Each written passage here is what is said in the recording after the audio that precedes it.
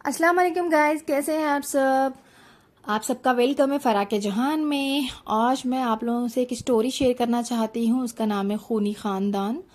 گاؤں کے کنارے ایک پرانا بوسیدہ مکان تھا جہاں احمد کے خاندان نسلوں سے رہتا تھا۔ احمد، اس کی بیوی اور سارا اور اس کے 3 بچے فراز، آمینہ اور چھوٹا حسان اس مکان میں رہتے تھے۔ بظاہر سب کچھ معمول کے مطابق تھا، لیکن اس مکان کی تاریخ خون آلودہ تھی۔ وہاں ایک پراسرار اور خوفناک داستان چھپی ہوئی تھی جس کا علم کسی کو نہیں تھا سوائے چند بوڑھے گاؤں والوں کے۔ ایک رات جب سرد ہوا چل رہی تھی اور پورا گاؤں اندھیروں میں ڈوبا ہوا تھا، احمد نے کچھ عجیب محسوس کیا۔ سوتے وقت اس نے دروازے پر ہلکی سی دستک سنی۔ پہلے اس نے سوچا ہوا کا جھونکا ہوگا، لیکن دستک مسلسل ہوتی جا رہی تھی۔ اس نے دوبارہ دروازہ کھولا، لیکن باہر کوئی نہ تھا، صرف خالی میدان اور ہوا کا شور تھا۔ وہ دوبارہ بستر پر آیا، لیکن دستک پھر سے شروع ہو گئی۔ سارا نے بھی جاگ کر یہ آواز سنی اور پریشان ہو گئی۔ احمد نے گھر کے ارد گرد چکر لگایا، لیکن اسے کچھ نہیں ملا۔ وہ دونوں پریشانی میں سو گئے، لیکن یہ آغاز تھا ایسی رات کا جو انہیں کبھی سکون نہ دے گی۔ اگلے دن آمینہ نے بتایا، رات اسے کسی نے ہلایا۔ وہ کہہ رہی تھی کہ ایک سایہ دار عورت اسے باہر آنے کو کہہ رہی تھی، لیکن جب اس نے کھڑکی سے جھانکا تو وہاں کوئی نہ تھا۔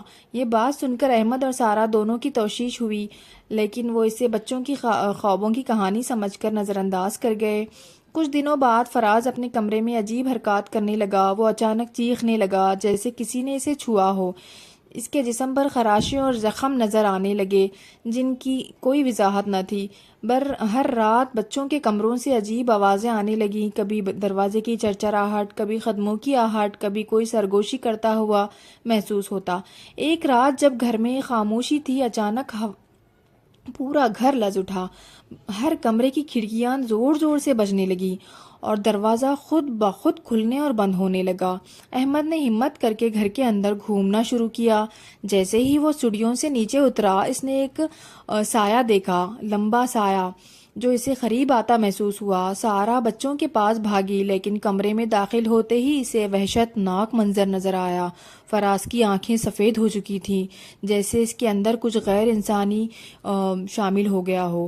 وہ اونچی آواز میں ہنس رہا تھا اور اس کا جسم جھٹکے لے رہا تھا۔ احسان اور آمینہ بے ہوش پڑے تھے۔ سارا نے چیخ ماری، لیکن اس کی آواز کسی کو نہ سنائی دی۔ احمد جلدی سے وہاں پہنچا، لیکن جب وہ قریب آیا تو سایہ سارا کے گرد لپٹ گیا۔ گھر کی فضا میں گھٹن اور دہشت جاگی۔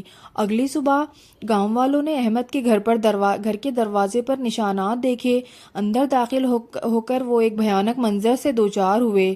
پورا خاندان مردہ حالت میں بکھرا ہوا تھا اور دیواروں پر خون سے لکھا تھا، یہ گھر ہمارا ہے۔ یہ کہانی ایک خوفناک اور پراسرار حادثے کی ہے۔